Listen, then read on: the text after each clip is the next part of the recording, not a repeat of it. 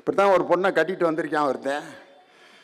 அவன் சொல்லி அனுப்பிச்சிருக்காங்க, போய் எல்லாம் தெரிஞ்ச மாதிரி காட்டிக்கிறாத, எது கேட்டாலும் தெரியாது தெரியாது தெரியாதுன்னு சொல்லு, நிம்மதியாக இருக்கலாம் நீ அப்படின்னு ஒரு கிளவி பிட்ட போட்டு விட்டுருச்சு.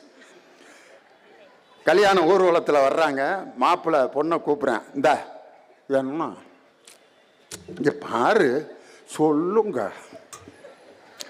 என்ன பேசுறதுன்னு தெரில. அந்த மரம் என்ன மரம் அப்படின்னு மாமரத்தை காட்டுறேன். கிளவி தான் என்ன சொல்லியிருக்கு, எது கேட்டாலும் தெரியாதுன்னு சொல்லிடு, அதெல்லாம் நமக்கு தெரியாது. அவன் அசந்துட்டான், மாமரம் கூட தெரியாமல் அப்படி ஆடா பிள்ளைய வளர்த்துருப்பாங்க. வண்டி போயிட்டே இருக்கு. இந்திரி என்ன அந்த மரம் என்ன மரம்னு பூவரச மரத்தை காட்டுறேன். அதெல்லாம் நமக்கு ஒன்றும் தெரியாது. பூவரச மரம் கூடயா தெரியாது, பிபி செஞ்சு ஊதுனது இல்லை. போய்கிட்டே இருக்கு. சந்தேகப்பட்டேன், இது ஏதோ நடிக்குதுங்கிறது தெரிஞ்சு போச்சு. தென்னை மரத்தை காமிச்சிருக்கேன், அது என்ன மரம்? அதெல்லாம் அப்போ உனக்கு ஒன்றும் தெரியாது, உங்கள் ஒப்பையை அவனைய பொத்தி பொத்தி வளர்த்தேன்.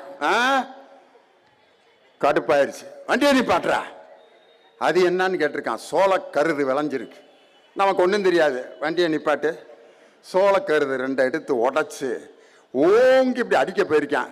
அடிக்காத மாமா, மாமரமா பூமரமா வளர்ந்து நிற்கும் தென்னை மரமான்னு சொல்லட்டி அடிக்காத மச்சான் சோள தட்டையால. நான் பாரு, மாமரத்தை சொல்லிட்டா, பூவரச மரம் சொல்லிட்டா, தென்னை மரம் சொல்லிட்டா, சோளத்தட்டை எல்லாம் தெரியுது.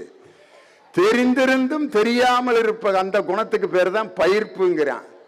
அச்சம், மடம், நாணம், பயிர்ப்பு, இந்த குணங்களை வைத்து பெண்களை அடிமைப்படுத்தி கொண்டிருந்த நேரத்தில் பெண்களை காவல்துறை அதிகாரிகளாகவும் கலெக்டராகவும் மாற்றுவதற்கு அவர்களுக்கு கல்வி என்ற ஆயுதத்தை கொடுத்த திராவிட மாடல் ஆட்சி. இந்த திராவிட மாடல்